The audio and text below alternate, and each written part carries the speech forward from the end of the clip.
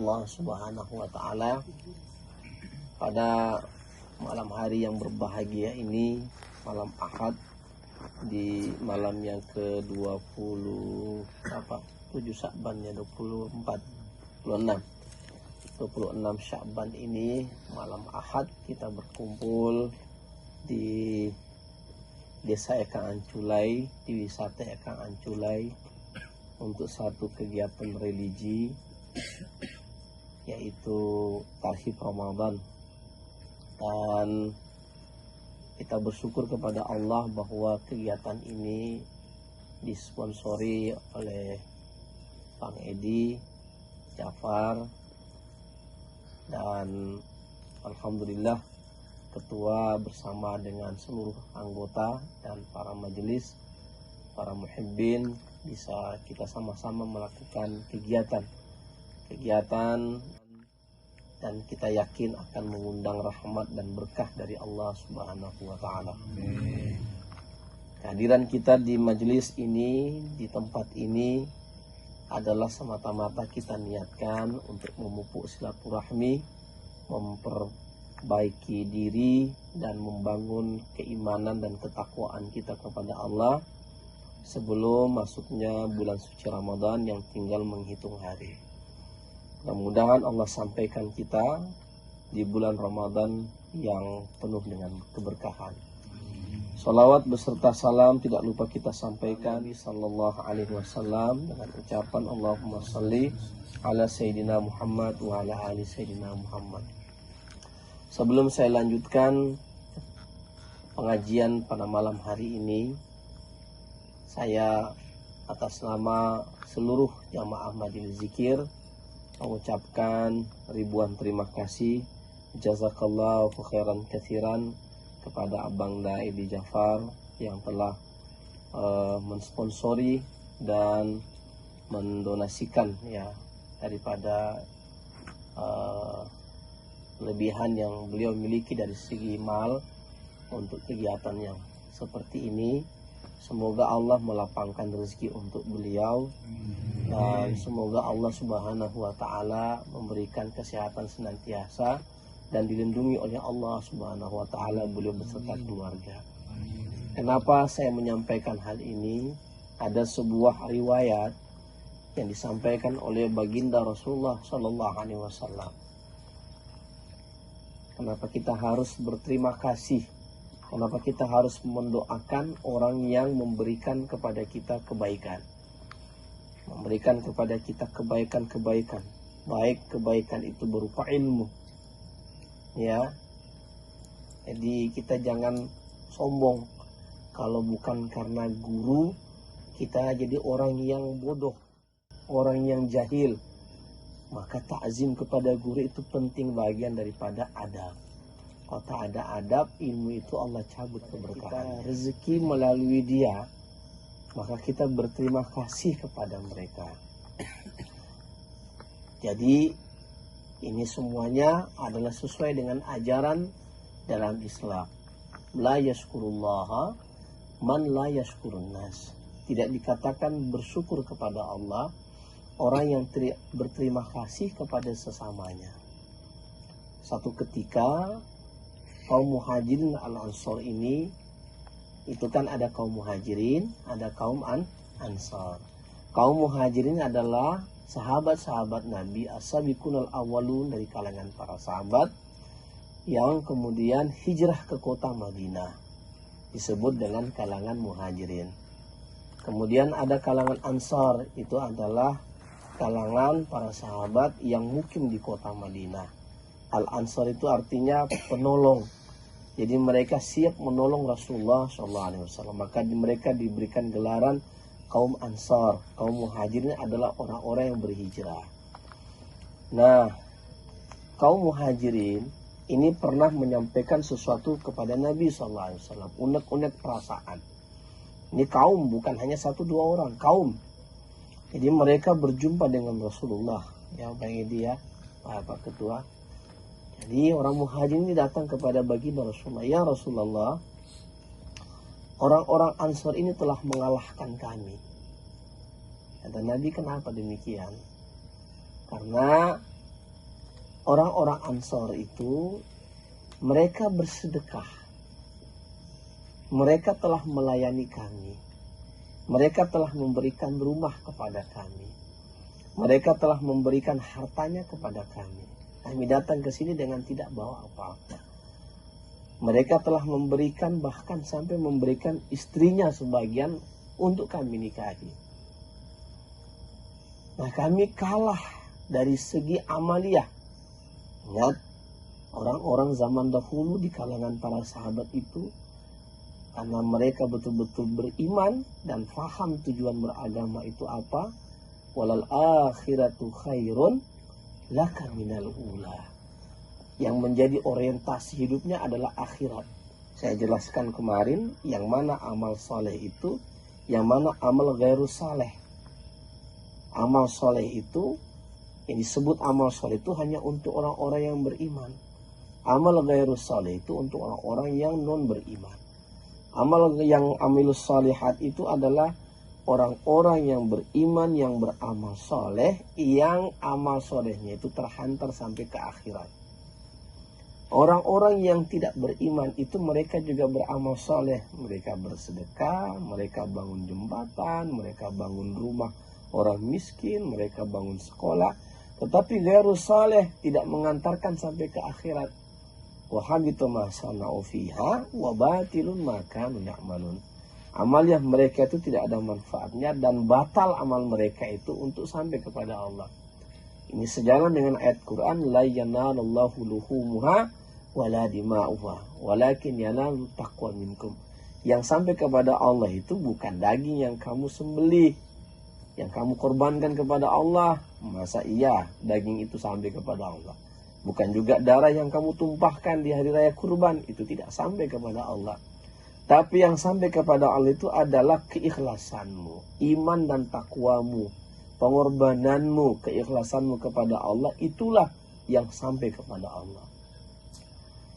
Nah, orientasi hidup orang yang beriman dengan orang yang tidak beriman di sini perbedaannya. Kenapa? Karena orang yang beriman itu orientasinya akhirat, mengerti betul bahwa kehidupan abadi ini akan ada setelah kehidupan dunia ini. Maka amal-amal yang mereka lakukan adalah amal-amal perbuatan yang mengantarkan kepada kehidupan abadi mereka di akhirat. Bahkan Allah tegaskan, walal akhiratu khairun laka minal ula. Akhirat itu lebih baik bagimu daripada dunia dan segala isinya ini. Para jamaah sekalian dirahmati Allah, mereka Muhajirin Ansor ini berlomba-lomba untuk orientasi akhirat. Kalau kita sekarang orientasi dunia. Ya, maaf ya. Jadi orientasi mereka adalah orientasi akhirat. Maka yang mereka pikirkan adalah kita ini dikalahkan dalam bersedekah. Kita ini dikalahkan dalam berinfak. Kita ini dikalahkan dalam amalan-amalan yang besar. Maka para sahabat mengatakan, para nabi mengatakan, wahai kaum muhajirin, sahabat-sahabatku, kamu juga akan memperoleh hal yang sama. Ya. Yang penting syarat ini ada dua kamu lakukan. Yang pertama adalah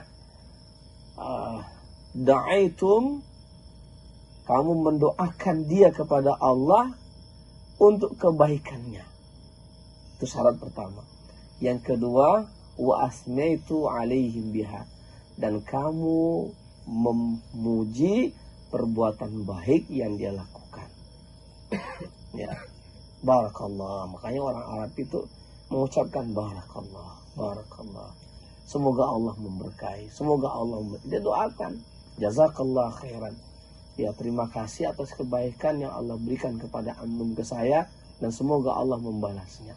Nah, itu doa. Nah, kalau kita mendoakan orang yang memberikan kebaikan kepada kita, maka kita akan memperoleh hal yang sama, kebaikan seperti yang dia buat. Dia bersedekah 1 miliar, kita doakan dia, kita dapat juga ganjaran pahala yang sama. Nah, kita tidak mau hanya Bang Ed yang dapat pahalanya. Nah, kita doakan beliau, semoga motivasi dan spirit beribadah melalui sedekah ini Allah juga berikan kepada kita semuanya. Ya, tentu ya yang memberikan itu lebih baik karena Nabi mengatakan aliyadul ulia khairun min yadis suflah. Tangan yang di atas itu jauh lebih baik daripada tangan yang di bawah. Lain kali kita buat acara, kita undang mendadak beliau ini.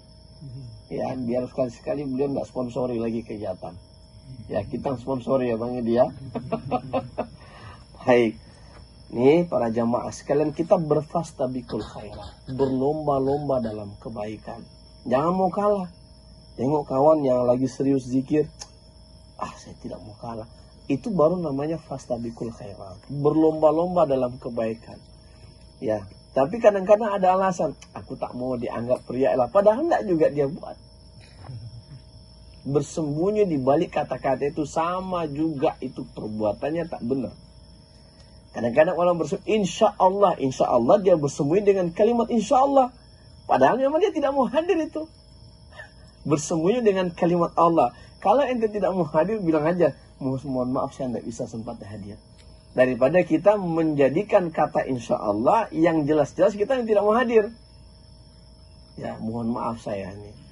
Udah gitu aja. Tapi insya Allah kalau ada Allah beri kesempatan saya akan datang. Itu lebih bagus.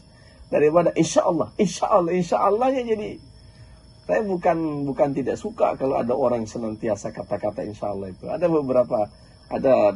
satu orang itu yang suka bilang insya Allah, tapi insya Allah nggak datang juga itu. Pelarian aja, itu tidak benar juga ya. Jangan sampai kita menjadikan kata-kata agama ini kan insya Allah itu doa. Karena Allah mengatakan, wahai Muhammad, kamu jangan katakan besok saya akan hadir pasti. Jangan kata Allah. Tapi katakanlah, insya Allah besok kalau Allah kehendaki saya akan datang ke sana. Tapi memang betul-betul ya, itu Allah menegur Rasulullah ya ketika mengatakan saya pasti akan hadir. Jangan ya, katakan semoga Allah ya memberikan kemampuan ya atas izinnya saya bisa hadir ke sana. Maka para jamaah sekalian yang Allah Subhanahu wa taala, itu amalan. Kalau ada orang berikan kepada kita kebaikan, makanya inilah pentingnya kita wasilah. Paham ini ya? Kenapa dalam tarikah ini ada wasilah kepada guru-guru? Wasilah itu kita doakan mereka. Supaya juga kita memperoleh hal yang sama yang Allah berikan kepada mereka. Hanya Ustaz Humedi aja lah, koboi. Jangan tidak begitu. Tidak boleh itu. Ya. Karena apa yang sudah kita dapatkan dari orang lain, ya kita harus berterima kasih sekecil apapun itu. Ya, bahkan kata Nabi, kata Allah dalam Quran, perkataan yang baik itu adalah lebih baik daripada ucapan yang kamu berikan seseorang kebaikan terus kamu ucapkan. Lebih baik kamu mengucapkan kata-kata yang baik itu ya daripada kamu mengucapkan kembali apa yang sudah kamu beri.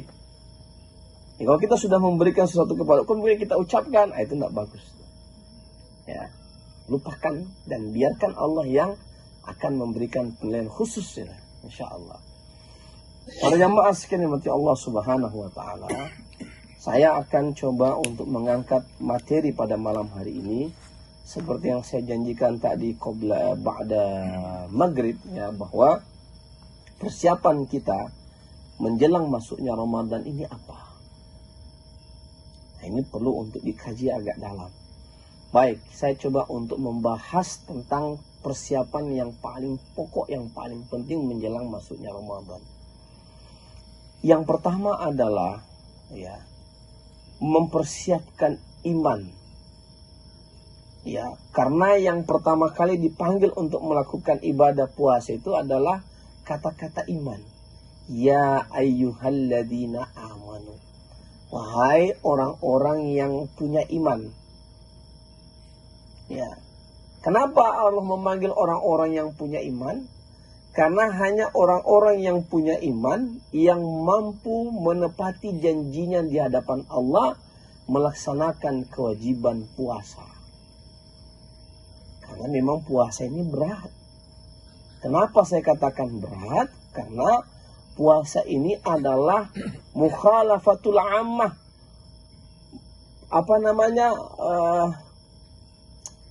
Memperbedakan gitu. Menyelisihi kebiasaan kita makan siang, makan pagi, makan macam-macam, minum kopi tengah hari, sore minum. Itu mukhalafah di hari itu. Jadi tidak ada makan siang, tidak ada minum teh, tidak ada mukhalafah kita. Oh, itu setengah mati kalau tidak karena iman. Maka iman ini perlu ditumbuh suburkan, ya.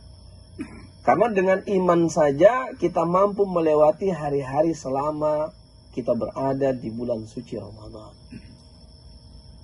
Ya, dan memang yang mau digembleng ini dalam puasa adalah penggemblengan iman. Mau dinaikkan terahnya dari mukmin menjadi muttaqin. Saya ulangi ya. Dari mukmin, ingat ada beberapa makom-makom tingkatan.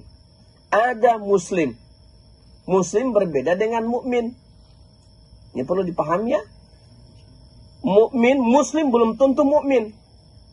Tapi mukmin pasti muslim. Mukmin belum tentu muttaqin. Tapi muttaqin pasti mukmin, pasti muslim. Qalatil a'rabu. Ada orang Arab pedalaman datang kepada Nabi SAW. Dia mengatakan, saya beriman kepada Allah. Kata Allah, tidak. Kullam tu'minu, walakin aslamna. Walamma yadukhulil imanu fi kulubihim. Katakan ya Muhammad kepada orang Arab pedalaman itu. Orang Arab dusun itu. Bilang sama mereka bahwa mereka itu belum beriman. Mereka baru muslim. Karena iman itu belum menancap ke dalam hati mereka. Orang kalau mengatakan asyhadu an la ilaha illallah wa asyhadu anna Muhammadar Rasulullah itu sudah muslim. Tapi perkara dia menjadi beriman belum tentu. Walamma yadkhulul imana fi qulubikum. Karena belum masuk itu iman dalam hati. Kenapa kita mukhalafah? Siapa yang nyuruh kita puasa? Allah. Kenapa kita tidak mau makan? Allah yang nyuruh. Kenapa kita tidak minum? Allah yang nyuruh. Kenapa tidak kita berani membatalkan puasa sementara nggak ada yang tahu kalau kita ini batalkan puasa atau enggak? Allah yang tahu apa yang kita perbuat.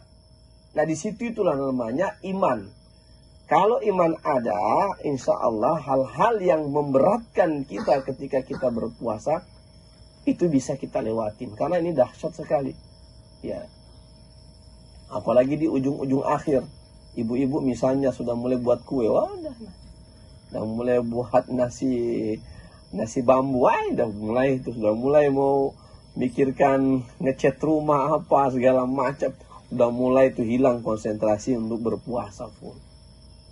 Ya, padahal puasa ini yang ditentukan itu adalah akhir. Saya ulangi.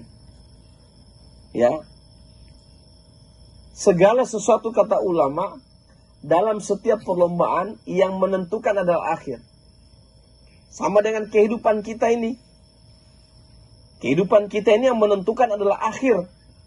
Akhir hayat kita ini apakah kita mengucapkan kalam la ilaha illallah atau tidak. Ya, makanya tidak boleh kita tengok ada orang yang potongannya nggak jelas terus neraka sudah tempatnya itu. Tidak boleh. Ya, bisa saja berubah. Ya, bisa saja berubah. Karena kita tidak tahu takdir Allah. Kata Nabi, ada saja orang antara dia dengan neraka itu tinggal sejengkal. Tetapi kemudian Allah berikan kepada dia hidayah. Di ujung hayatnya dia melakukan amal-amal surga. Maka kemudian dia masuk ke dalam surga. Ada orang melakukan amal-amal kebaikan sepanjang hidupnya. Tetapi takdir Allah sampai-sampai kata Nabi, illa zira'an, antara dia dengan surga itu tinggal sejengkal. Tetapi Allah mentakdirkan pada dirinya dia rupanya penghuni neraka. Maka dia beramal dengan amalan penghuni neraka di akhir hidupnya. Maka dia menjadi penghuni neraka ketika dia mati. Jadi yang disebut dengan amal terbaik adalah al-amalul khawatimihu. Amal yang akan menutup hari dia menghembuskan nafasnya.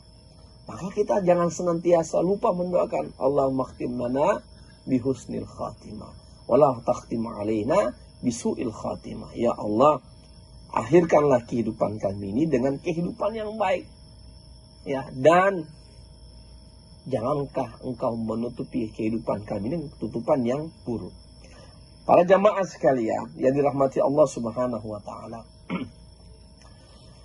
Pertama adalah iman kita mesti benahi dari sekarang. Makanya malam hari ini kita akan coba untuk muhasabah iman. Ada iman nggak? Kalau iman kita kurang, yang memahami, yang mengerti dirimu adalah dirimu sendiri dengan Allah. Ya, yang mengerti dirimu adalah engkau dengan Allah. Ya, ini tampilan luar aja ini. Tampilan dalam belum tentu. Tetapi kadang-kadang tampilan luar adalah bentuk tampilan dalam. Karena orang-orang yang beriman itu, seperti yang saya sampaikan, sama apa yang ada di dalam hati dan yang keluar lewat mulut. Karena orang beriman itu takrirum bil lisan wa tasdiqum bil qalbi. Benar yang dia ucapkan, benar yang ada dalam hatinya. Selaras seiring apa yang dalam hati dengan apa yang diucapkan. Itu baru orang-orang yang siddiq, orang-orang yang memang benar. Para jamaah sekalian yang Allah Subhanahu wa taala, malam hari ini kita mau muhasabah sendiri-sendiri di alam. Bukan kita mau uka-uka sama sekali, tidak, kita mau menyendiri, kita mau khalwat, kita mau tafakur.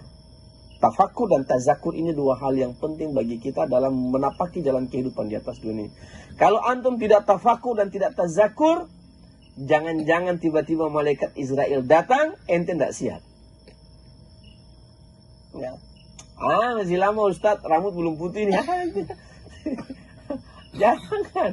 Malaikat Israel kayak gitu, dia begitu datang. Ini tanggal ini sekian ente punya jam ini dicabut ini. Jam sekian ente. Ente mau lari kemana ente? Walau kuntum fi burujim musayyadah, kata Allah dalam Al-Quran. Walaupun ente berlindung di benteng yang kokoh, kalau udah datang idza jajalum, kau datang kematian, la yastakhiruna sa'atan wa la yastaqdimun. Kamu tidak bisa memajukan dia, dan tidak kamu bisa memundurkannya. Walaupun kamu berlindung di benteng yang kokoh, nggak akan bisa. Nah, saya sering kali ulang-ulang kaji ini di pengajian saya, ya, tidak ada yang namanya mengajarkan ilmu-ilmu debus itu, tidak ada. Saya sering kali olo-olo aja. Pakai ala jebus ente itu kalau lawan Israel. Bisa enggak? Dari dulu sampai sekarang nggak ada orang punya ilmu-ilmu kayak gitu mempan lawan Israel, mati juga. Ya, lebih baik kita persiapkan ketika malaikat Israel datang, kita ucapkan ahlan wa sahlan ya Israel. Ambil aja nafal, ambil aja diriku ini. Saya pernah kaji kemarin kan, orang beriman itu tidak takut dengan kematian. Karena kematian baginya adalah pulang kampung. Makanya kata ayat dalam Quran yang sering kali kita bahas, kita baca pada saat kita zikir, ya ayyatuhan nafsul mutmainnah, wahai jiwa-jiwa yang tenang. Tapi kalau jiwanya gelisah, pasti dia takut pulang. Nanti kena amalan mama nanti, kena omelan nenek nanti, ya, kena cambuk ayah nanti. Kenapa? Kan dia punya salah. Coba tidak punya salah. Nah, pulang kampung ya nak, ya mak. Paling senang kalau disuruh pulang kampung sama emak itu. Ya kan, Bang? Dulu kalau kita kuliah kan, nah pulang kampung lah, nah nanti emak siapkan tiket nih. Emak senang sekali kita. Nah, Allah menggunakan kata irji'i, pulang kampung, baliklah kamu wahai hambaku yang aku sayangi. Ini kita memang, ya udah, nikmat betul mau pulang kampung, kebayang. Kalau kita mau pulang, kebayang masakan emak yang enak, kebayang dible-ble sama emak sewaktu masih kecil, kebayang dimanjain sama emak, dipotongin ayam kampung. Dulu saya waktu sekolah dulu di pesantren, kalau mau pulang kampung itu pasti itu disiapkan ayam kampung itu. Paling senang kalau pulang. Anak santri paling senang pulang kampung itu, karena udah bertahun-tahun itu di pondok itu. Nah, saya membayangkan kata irji itu kayak gitu tuh. Jadi orang-orang yang beriman itu memang pengen pulang gitu. Ya, nggak usah lah. Ini barusan pulang, barusan beliau dari Turki kan, Bang Edi. Berapa lama? 10 hari. 10 hari kan? 10 hari. Kira-kira waktu di sana enak di Turki, bagaimana kalau mengatakan, nggak lama mau pulang. Pasti tuh kebayang mau pulang sama anak-anak, di rumah, tidurnya nyenyak, sama. Jadi kebayang itu, walaupun enak. Jadi kita ini walaupun enak di dunia, kalau kita orang beriman kepada Allah, ada nafsu mutmainnah sama diri kita, kita juga pengen pulang. Kemana? Keharibaan ilahi.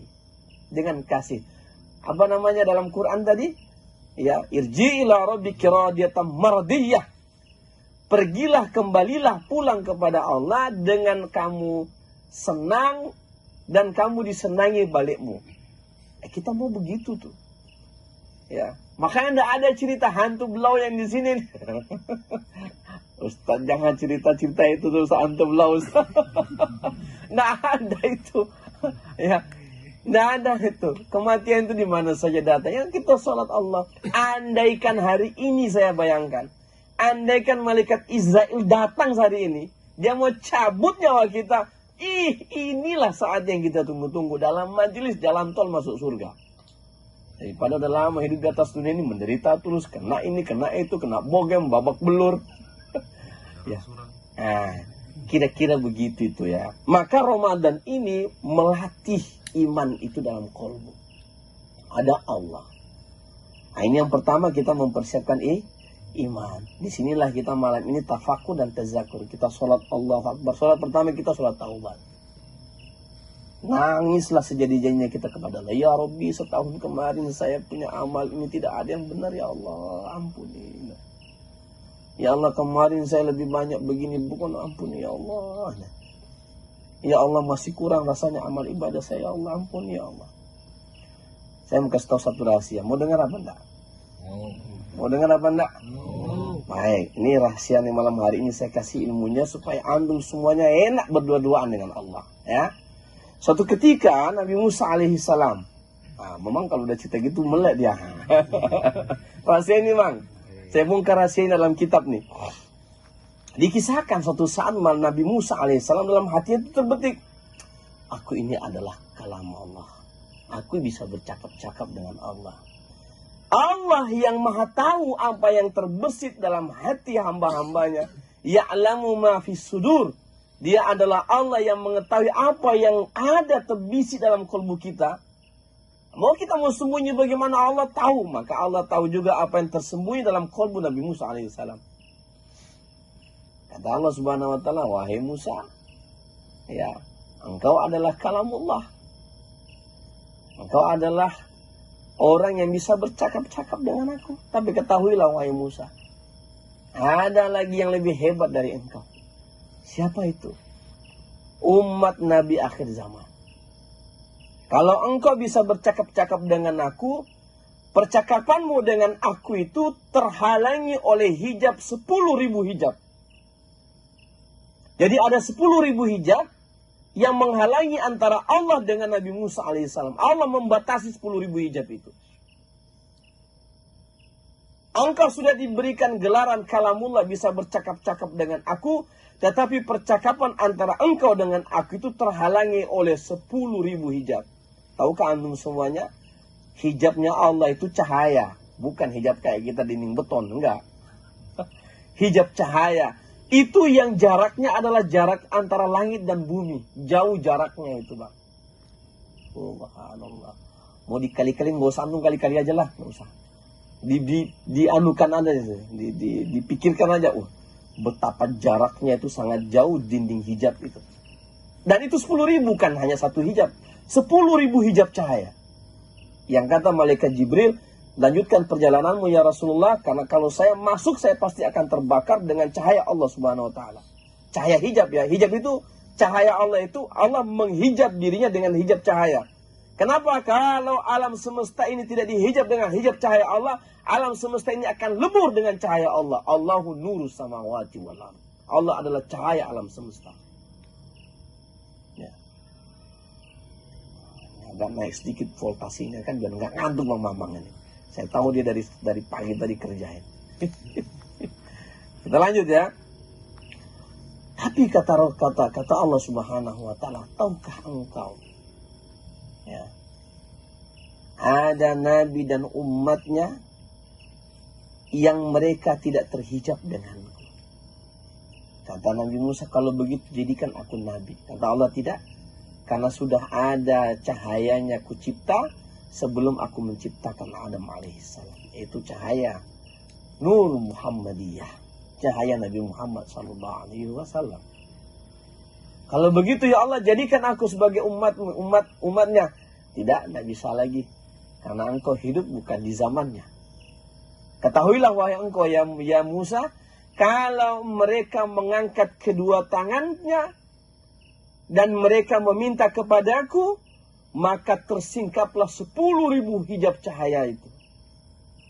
Dan mereka menjadi sangat dekat denganku, melebihi kedekatanmu denganku. Allahu Akbar.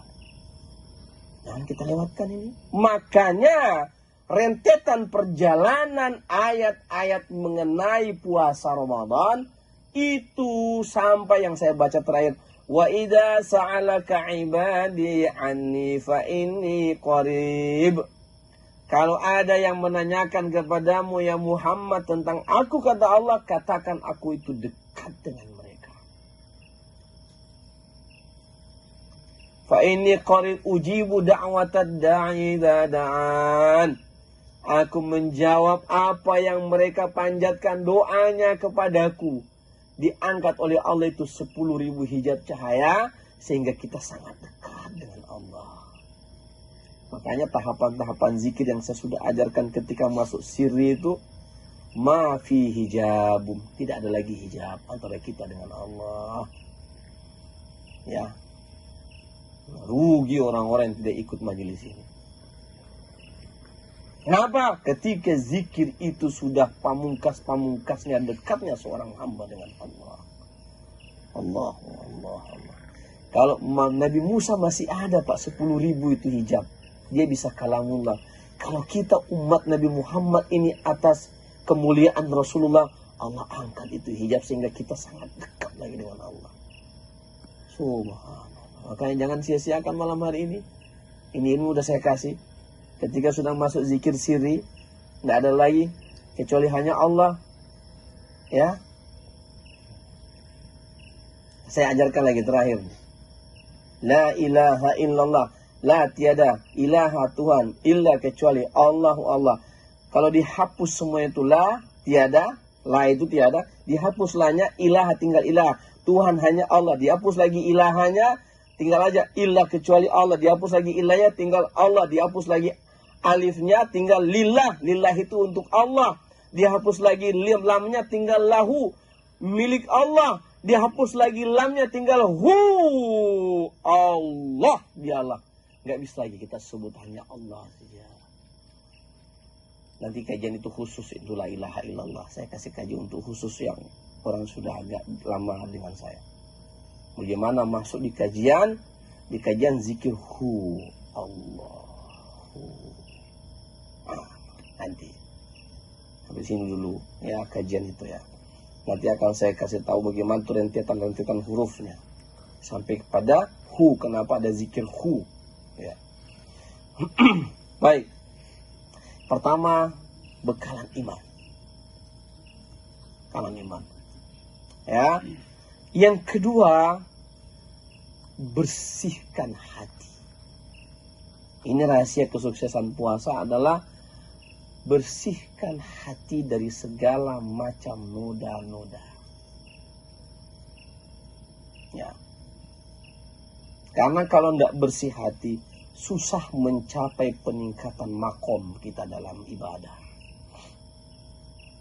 Oh, masih ada dendam, masih ada hasad, masih ada iri, masih ada dengki, susah untuk beramal soleh yang khusyuk, yang meningkat. Karena itu akan menjadi hijab. Makanya dalam zikir saya ajarkan kan di samping dia itu, oh kenapa cepat tembus Ustadz? Di rahasia itu 4 doa yang kamu panjatkan kepada Allah. Yang saya jelaskan malam hari ini, tidak ada hijab, Allah angkat hijab. Dan kamu berdoa kepada Allah dengan khusyuan. Saya aja nggak tahu, cuma saya ajarkan aja. Tapi yang memanjatkan doa adalah dari dalam hati sanubarimu yang paling dalam kepada Allah. Maka Allah angkat tirai-tirai itu. Dan kamu melihat kebesaran Allah di alam spiritualitasmu sendiri. Itu sudah rahasiamu dengan Allah Ta'ala. Ya. Para jamaah sekalian mati Allah Subhanahu wa taala. Ulama-ulama salaful ummah, salafus saleh, para sahabat, para tabi'in, ulama-ulama mursyidin, para ahlu arif billah mengatakan modal utama untuk masuk ke dalam Ramadan itu adalah biqalbin salim, hati yang selamat. Selaras dengan apa yang Allah sampaikan dalam Al-Quran, wattaqu yawman la yanfa'u malun wala banun illa man atallaha biqalbin salim. Kajian saya malam hari ini adalah seperti yang janjikan tadi maghrib, qalbun salim, hati yang selamat. Takutlah kepada Allah di satu hari di mana tidak ada lagi manfaat anak dan hartamu kecuali kamu datang kepada Allah dengan hati yang selamat. Hati yang selamat apa? Tidak ada lagi riak-riak dalam hatimu. Kamu tidak dendam sama orang. Kamu tidak hasad sama orang. Kamu tidak benci sama orang. Bersihkan karena kita masuk di bulan yang suci. Sucikan juga hati kita. Bersihkan. Jangan ada dendam. Kalau masih ada dendam, malam hari ini tafakur dan tazakur. Ya Rabbi, bersihkan hatiku ya Allah. Rahasianya apa sih Ustaz supaya tidak benci sama orang itu? Itu kan pertanyaan kemarin. Mungkin sudah jawab kemarinnya. Saya katakan rahasianya satu aja.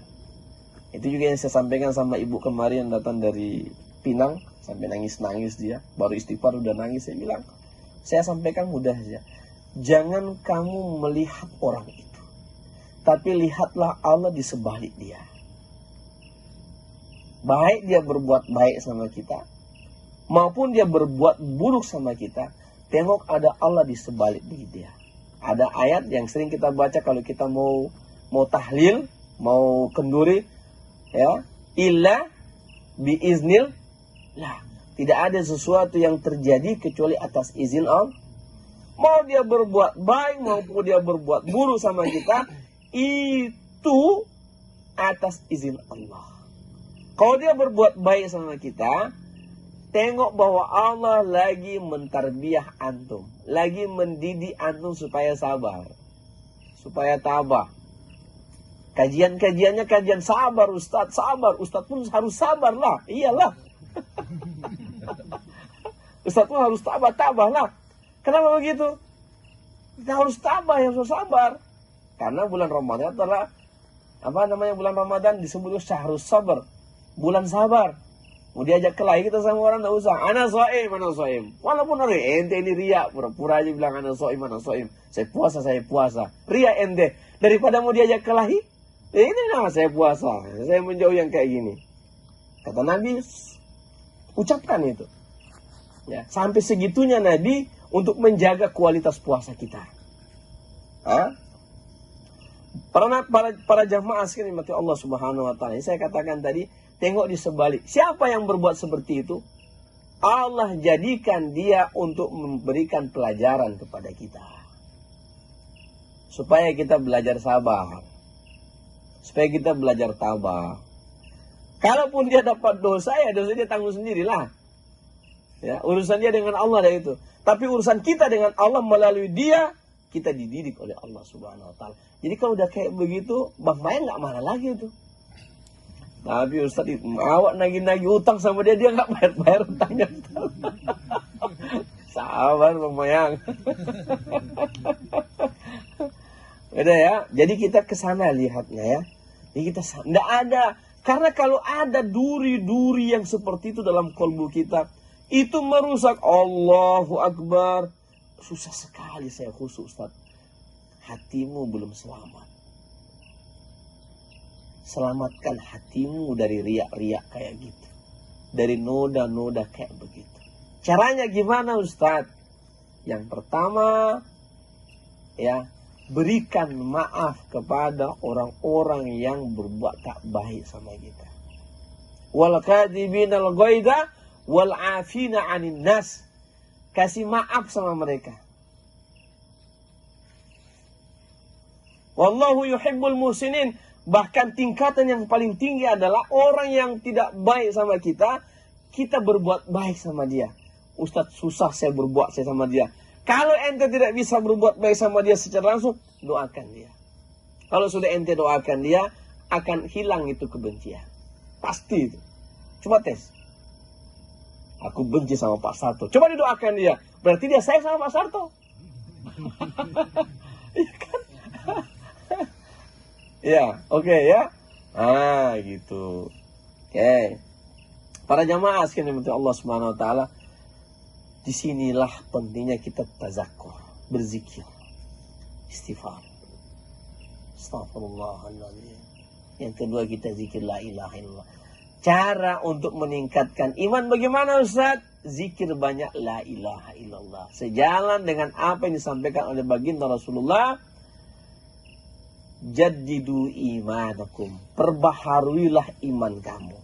Fa kaifa nujaddidu imanuna ya Rasulullah?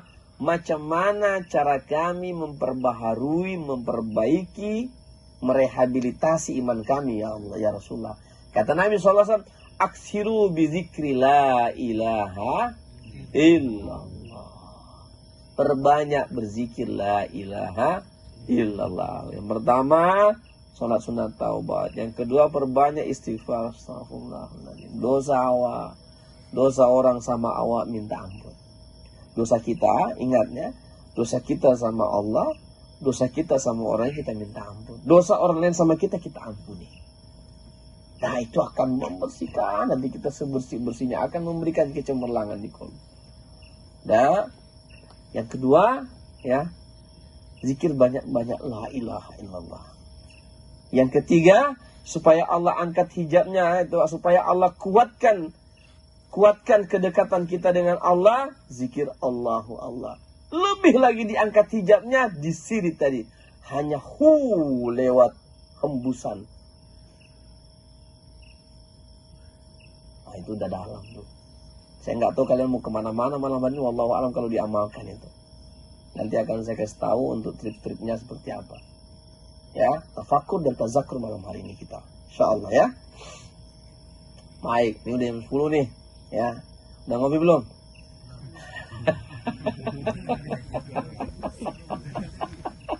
Ya, sudah hampir sejam kita di pengajian.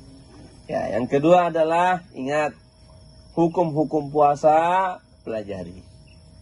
Jangan sampai ente membatalkan puasa. Kenapa?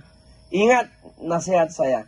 Ente tidak akan mendapatkan kenikmatan di luar Ramadan walaupun ente berpuasa ribuan tahun, ente nggak akan memperoleh kemuliaan satu hari di bulan Ramadan. Nggak akan bisa.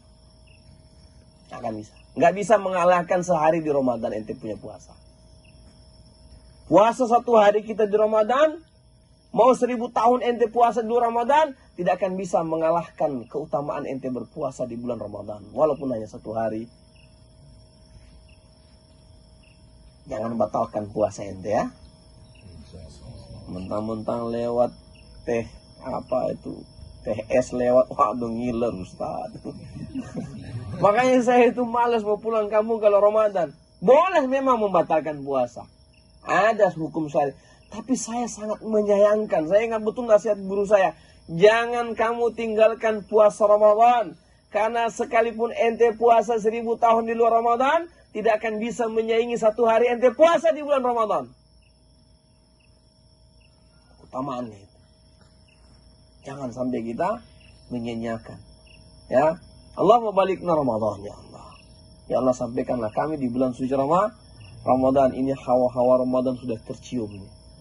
Malaikat sudah mulai menghias. Karena Nabi SAW mengatakan, malaikat akan menghias dirinya untuk menyambut orang-orang yang berpuasa. Allah sangat senang dengan aroma mulutnya orang-orang yang berpuasa. Walaupun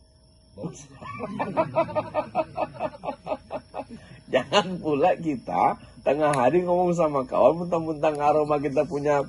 Fala khalufa min say'ati min rihil mis, kata Nabi. Orang yang berpuasa, bau mulutnya itu di sisi Allah lebih harum daripada mis ketimbang orang yang tidak berpuasa. Ya Allah suka, tapi yang pula kita kasih aroma sama kawan di samping. Ada. Mentang kita puasa kan?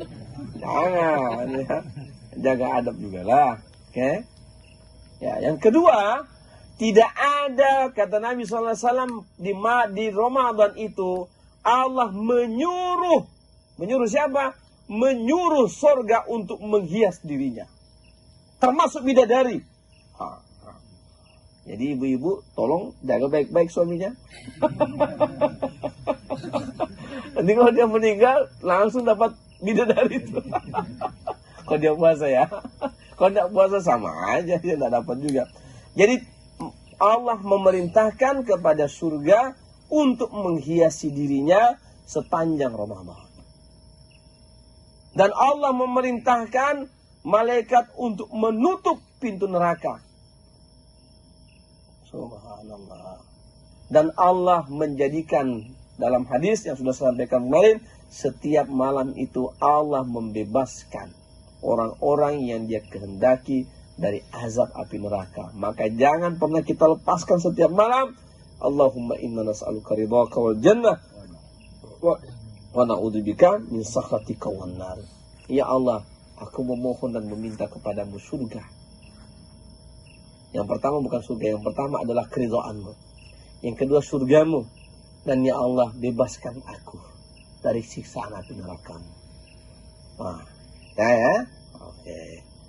Nah, ini kajian kita udah 1 jam lebih, ya, terkait dengan persiapan malam hari ini. Saya akan arahkan, tidak akan ada pengulangan yang kesekian kalinya. Setelah mungkin setengah jaman nanti, ya, kita akan riyadhah kita, ya, seperti yang sudah-sudah, ya, seperti itu. Cuman saya minta ditambah apa? Perbanyak muhasabah di malam hari ini di ujung Sya'ban. Muhasabah semua dosa-dosa kita. Minta ya Allah bersihkan hati. Jadikan hatiku ini selamat dari segala hal-hal. Ya. Yang kedua, perbanyak zikir la ilaha illallah. Supaya apa? Memperbaharui iman. Supaya iman kita diperbaharui sama Allah. Sejalan dengan hadis yang Allah sampaikan melalui Nabi SAW. Yang ketiga, nikmatilah kesempatan malam hari ini. Karena kita tidak mungkin bisa ketemu lagi seperti kesempatan pada malam hari ini. Bisa jadi saya mati duluan. Atau bisa jadi Pak Sarto mati duluan. Wallahu a'lam. Hah?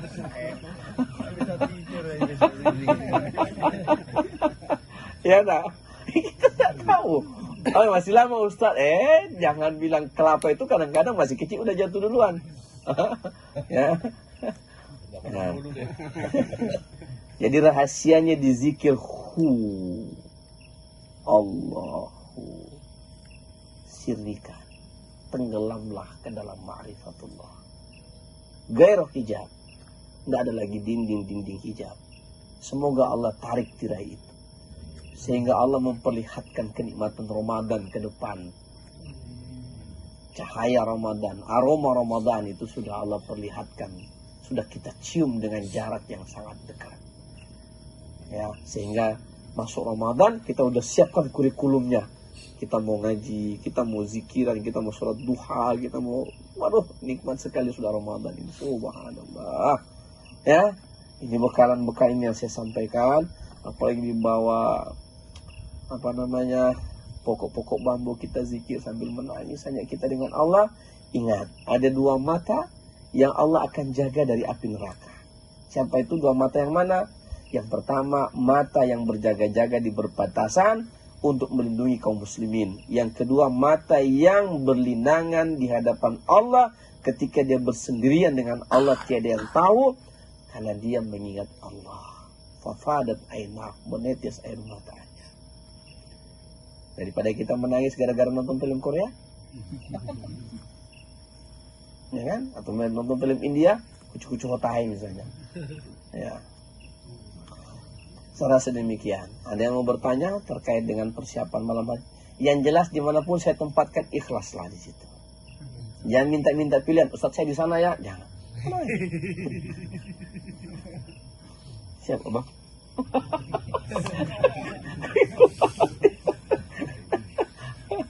Dan jangan angkat bendera putih, ya. Ustaz kalah. Ya, enggak ada ya. Maka dari sekarang bawa kopi silakan. Saya izinkan bawa kopi.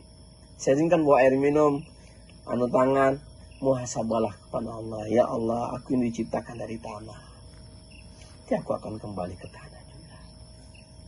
Aku di atas tanah, sekarang aku nanti akan masuk ke dalam tanah. Tidak ada apa-apanya. Ya Allah, ya Allah, terimalah amal-amal soleh aku perbuat. Hanya kepadamu aku sandarkan amal kebaikanku.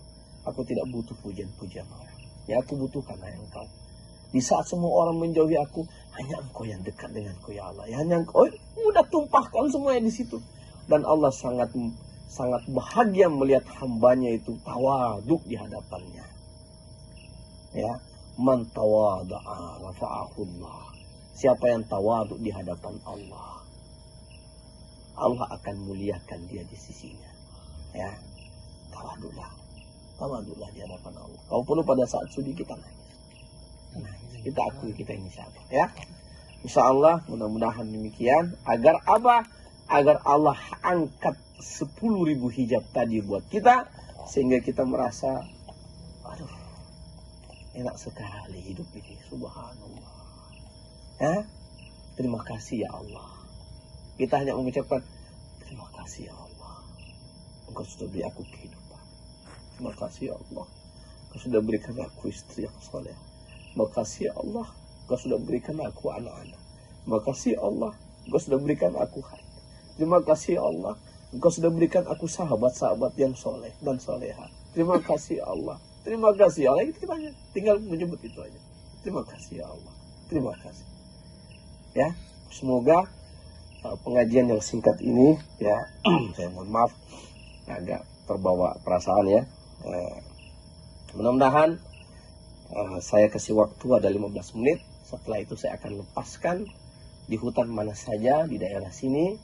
Ya, ingat, kematian itu tidak bersama dengan istri kita. Kita juga nanti sendiri kalau mati. Dari sekarang kita belajar berkhalwat hanya dengan Allah, supaya kita punya kehidupan di alam barzah seindah seperti mana pengantin baru. Ya, demikian saya tutup dengan doa akhir majelis. Asyhadu an la ilaha illallah, astaghfirullah wa atubu ilaih. Wassalamualaikum warahmatullahi taala wabarakatuh. Waalaikumsalam.